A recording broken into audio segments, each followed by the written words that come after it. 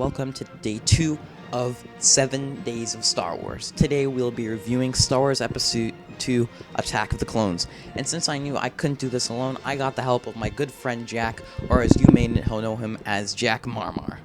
I've never met this guy in my life. So, Star Wars Episode 2 was called A Love Story by George Lucas. And well, he's kind of right. There's even less action in this than Episode 1. Let's not forget the amount of CGI there is in this movie. This movie was a box office hit, but did not meet the critic standards, nor did it not meet mine. So let's just roast the piece of shit movie this is, and let's go. So punch it, Chewie. Well, this movie's plot has more downs than ups, that's for sure. So the movie starts really well with Padme being in constant danger.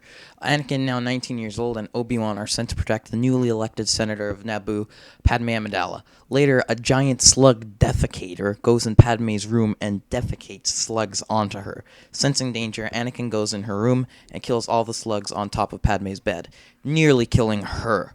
Obi-Wan then jumps out the window onto the slug defecator and flies around the most CGI planet ever, Coruscant.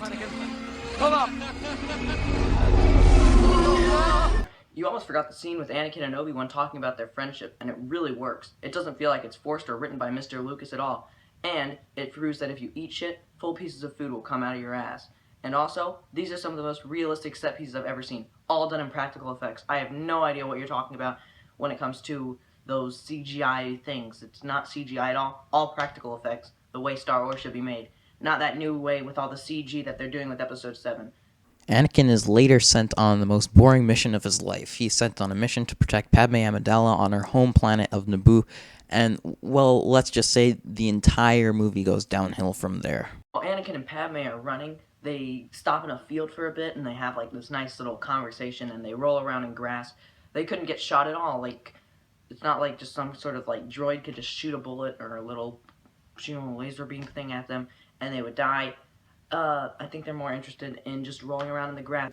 Let's not forget to mention how awful the chemistry is between Hayden Christensen and Natalie Portman. They just weren't meant to be. Watching their love scenes is just so awkward.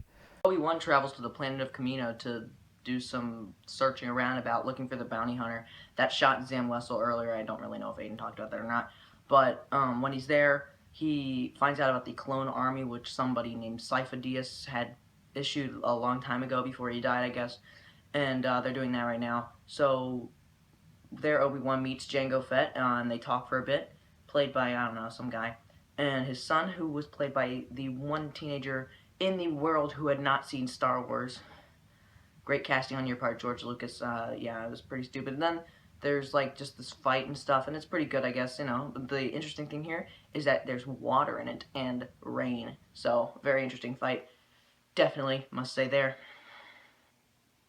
Whoa. Cool. This movie makes me want to kill myself. After having nightmares about his mother, Anakin disobeys Obi-Wan's rule on staying on Naboo, and he decides to go to Tatooine to see his mom. Anakin and Padme go to Mos Eisley, where they meet the alien with the Russian accent, who also has a dick-shaped nose, better known as Watto. Watto tries to make conversation with Anakin, but Anakin loses his shit and demands to see his mother, and Watto says he sold her to a guy named Klieg Lars.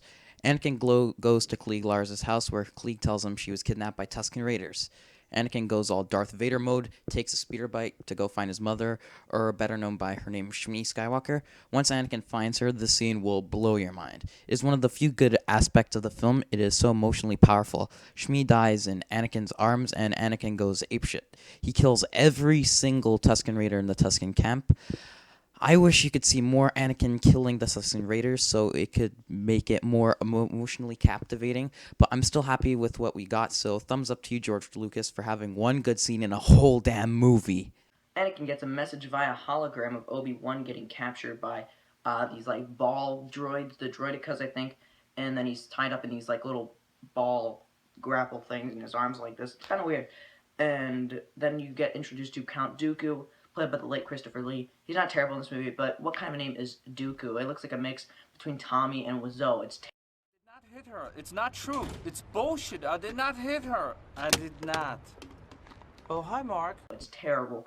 So I think yeah, this character's kind of weird. Anakin and Padme attempt to go save the day, and unfortunately they are captured. Oh yeah, and they're on this planet called Geonosis. Hashtag Terminator Geonosis. Anakin and Padme join Obi-Wan in the arena, and tons of giant creatures are unleashed to kill the trio. The creatures don't succeed, and Padme kicks this weird cat with 6 eyes, and Newt Gunray loses his shit and says, Can't do that. Shoot her or something. after that, a ton of Jedi go to the arena to rescue Anakin, Padme, and Obi-Wan, as well as to stop Count Dooku and the Separatists. Mace Windu walks up to Jango Fett and tries to decapitate him in front of Boba Fett, who is Jango Fett's son, and he says the best line ever. Jango Fett then uses this awesome flamethrower and burns Mace Windu's cape. Mace Windu jumps into the arena, and Jango and Mace Windu have a one-on-one, but Jango is no match for the only black Jedi in the galaxy. Ultimately, Jango is decapitated, and his son Boba watches it all happen. He doesn't even look sad. He's just like, whoa, that was awesome.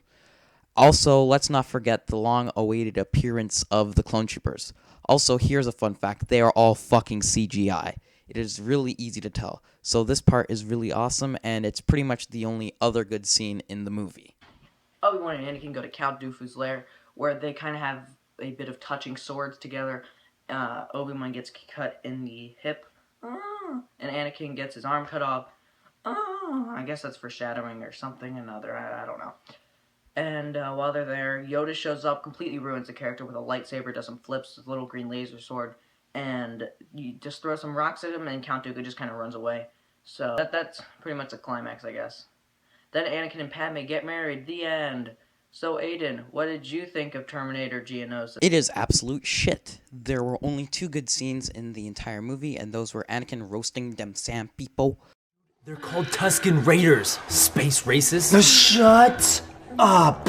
And the big fight with all the Jedi in the arena. Recently, while watching this, I skipped all the scenes with Padme and Anakin because they're just awful.